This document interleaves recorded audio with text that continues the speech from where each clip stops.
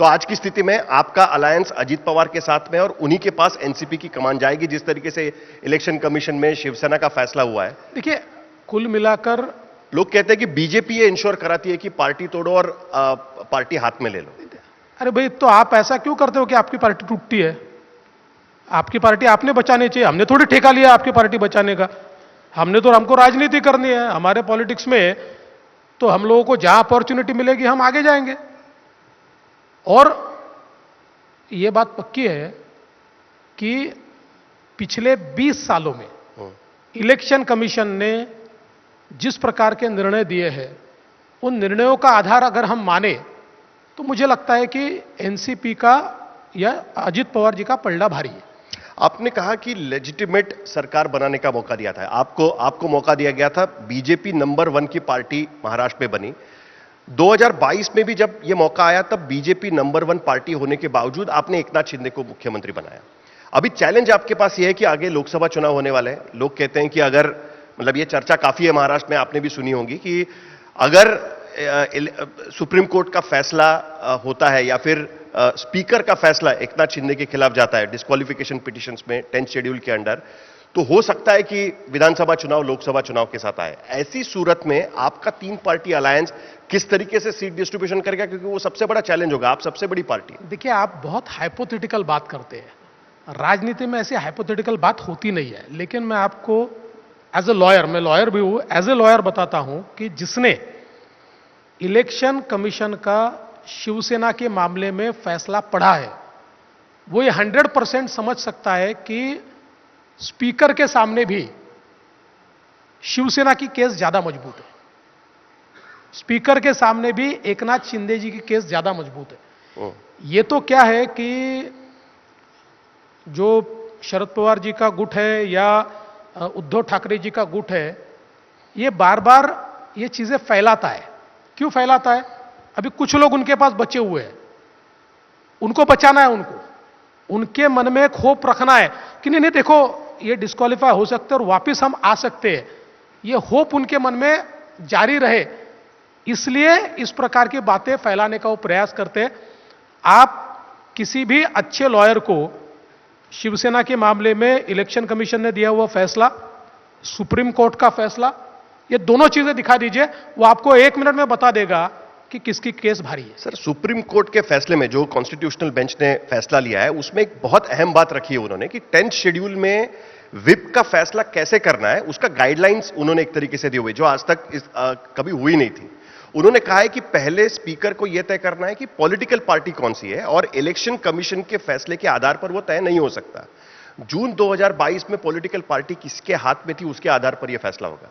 ऐसे में स्पीकर के सामने चुनौती है, आप नहीं मानते? देखिए, स्पीकर इसमें क्या करेगा ये मैं प्रीएम्प्ट नहीं कर सकता। एज अ लॉयर मैं बोलता हूं कि मैं आपको वापस बोलता हूं साहिल जी, एक बार आप शिवसेना के मामले में इलेक्शन कमीशन ने जो फैसला दिया है, उस फैसले को पढ़ लीजिए। उस फैसले में आपको जो स्पीकर फैसला कर सकते हैं, उसके सीट्स उसमें आपको दिख जाएंगे, उसमें दिख जाएंगे। आखिर स्पीकर ने क्या फैसला करना है तो स्पीकर को तय करना है। और मैं तो ऐसा कहता हूं कि ऑनरेबल सुप्रीम कोर्ट ने इतना वाइड पावर दे दिया है स्पीकर को कि नाउ ओरिजिनल पॉलिटिकल पार्टी भी स्पीकर को तय करना है, उस पॉलिटिकल पार्टी का व्हिप वैलिड कौन है यह भी स्पीकर को तय करना है। तो मुझे लगता है स्पीकर करेंगे। मैं जहां तक शिवसेना की बात करता हूं या एकनाथ शिंदे जी की बात करता हूं, एज ए लॉयर, मैं अगेन बोल रहा हूं, एज ए लॉयर मेरा यह मानना है it's a solid case, absolute solid case. क्योंकि इसी के आधार पर कई लोग कह रहे हैं कि अजीत पवार कह रहे हैं कि शायद उनको चीफ मिनिस्टर बनने का मौका मिल सकता है। 6 महीने मुझे दीजिए, बार बार वो कहते हैं कि 6 महीना मुझे दीजिए, मैं चीफ मिनिस्टर बन के सारा चीज बदल के दिखा दूंगा।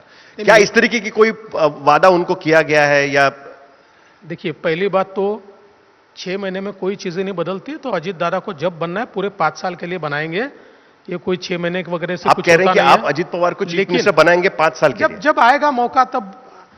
अभी तो मैं आपको बहुत स्पष्ट रूप से कहता हूं, एकनाथ शिंदे जी चीफ मिनिस्टर है, एकनाथ शिंदे जी चीफ मिनिस्टर रहेंगे। लोकसभा का चुनाव हो, विधानसभा का चुनाव हो, एकनाथ शिंदे जी ही चीफ मिनिस्टर रहेंगे। चीफ मिनिस्टर के नेतृत्व में ही चुनाव लड़े जाते हैं। इसलिए आप ये दिमाग से निकाल दीजिए कि महाराष्ट्र में चीफ मिनिस्टर बदलने वाला है। महाराष्ट्र में चीफ मिनिस्टर नहीं बदलेंगे, नहीं बदलेंगे। आपकी स्थिति क्या होगी, क्योंकि आप पार्टी को लीड कर रहे हैं और आपकी पार्टी नंबर 1 की पार्टी है।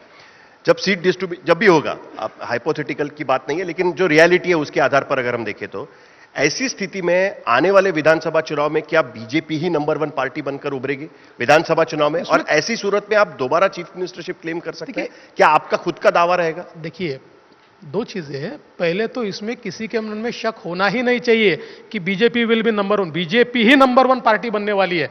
महाराष्ट्र में दूसरी कोई पार्टी नंबर 1 बन ही नहीं सकती। बीजेपी नंबर 1 पार्टी बनने वाली है।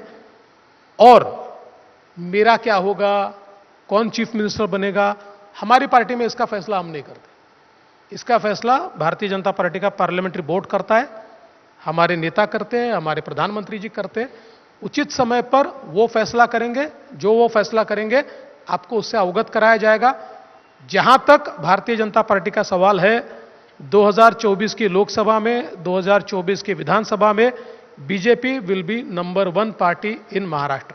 आपका क्लेम यानी पार्टी का क्लेम चीफ मिनिस्टरशिप पर रहेगा कि नहीं रहेगा? क्योंकि ये सबसे बड़ा सवाल है। पिछले साल की सिचुएशन अलग थी, पॉलिटिकल सिचुएशन अलग थी, उसके आधार पे आपने फैसला लिया था। देखिए, आपको जो हेडलाइन चाहिए बीजेपी ने क्लेम किया, ये मैं नहीं दूंगा, क्योंकि इसका फैसला 2024 में ही होगा, हमारा पार्लियामेंट्री बोर्ड करेगा। ठीक है ना, लेकिन ये तो आप कह सकते हैं ना कि पार्टी किस, मतलब आपने चीफ मिनिस्टरशिप पर क्लेम नहीं छोड़ा, ये तो आप कह सकते हैं। आपका क्लेम तो रहेगा, उसमें आप चीफ मिनिस्टर रह चुके हैं। आपको लगता है हमने छोड़ दिया है? नहीं छोड़ा है। आपको लगता है हमने छोड़ दिया है? मुझे तो नहीं लगता। बस ठीक है, चलिए आगे बढ़ते हैं।